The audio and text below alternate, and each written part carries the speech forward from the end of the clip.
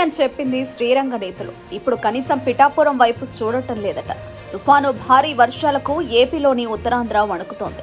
వరదతో పేదలు, గుడిసెవాసులు చిన్న ఇంటి వరకు బిక్కుబిక్కుమంటూ కాలం గడుపుతున్నారు. చాలా మంది వరదల వల్ల నీరు చేరి నిరాశ్రయులుగా మారారు. ఇలాంటి పరిస్థితుల్లో పిఠాపురం ఎమ్మెల్యేగా గెలిచిన పవన్ కళ్యాణ్ కనీసం అటువైపు కన్నెత్తి చూడడం లేదు.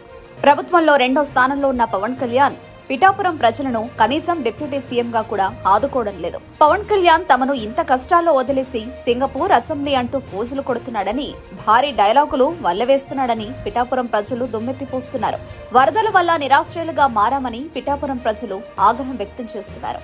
వర్షాలకు ఎప్పుడు కూలిపోతాయో తెలియని గుడిసెలు, ఇళ్లలో ఉంటున్నామని, వరదలకు కూలిపోతాయని భయమేస్తోందని, వరదలకు పాములు, తేళ్లు సహా ఎన్నో వస్తున్నాయని ప్రాణభయం ఉందని, పవన్ మమ్మల్ని పట్టించుకోవడం లేదు అంటూ ఆగ్రహం వ్యక్తం చేస్తున్నారు. పిఠాపురం ప్రజల ఆగ్రహం వీడియోలను నెటిజన్లు బయటపెట్టి పవన్ కళ్యాణ్ కు ట్యాగ్ చేసి దుమ్మెత్తిపోస్తున్నారు.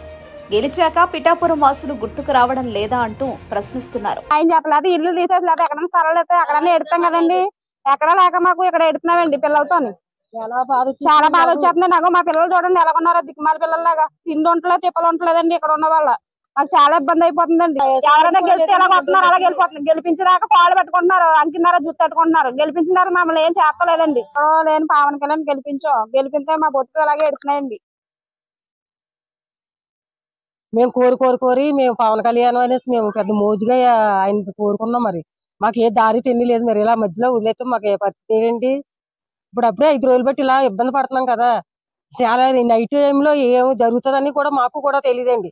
అంత భయంకరంగా ఉంది. 2 బిడ్డలు, నా భర్త, నేను 4 బతకాలండి. మేము నా పేరు అన్నది ఏమీ లేదు సార్ మాకు.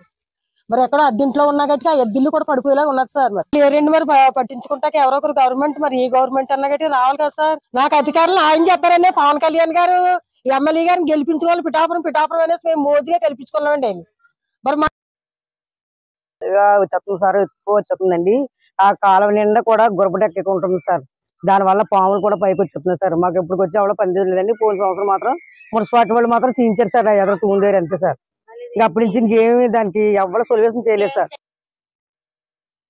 మాకు తినడానికి కూడా ఏమి ఉండట్లేదు. ఇలాగ వచ్చేలా పోతున్నారండి. మీకు చేస్తాం, మీకు మంచిగా చెప్తాం, మీకు మంచి జరుగుతుంది అంటున్నారండి. ఇప్పుడు వచ్చి ఎవరు కూడా ఏ న్యాయం చేస్తా లేదండి. ఇలా చూస్తున్నారు, పోతున్నారండి, అంతేనండి. ఆ చెట్లు పట్లండి, ఇంట్లోకి నీళ్ళు వచ్చేస్తున్నాయండి. అదేమో మట్టి గోడలండి, గోడలు కూడా పడిపోయాయండి సారు.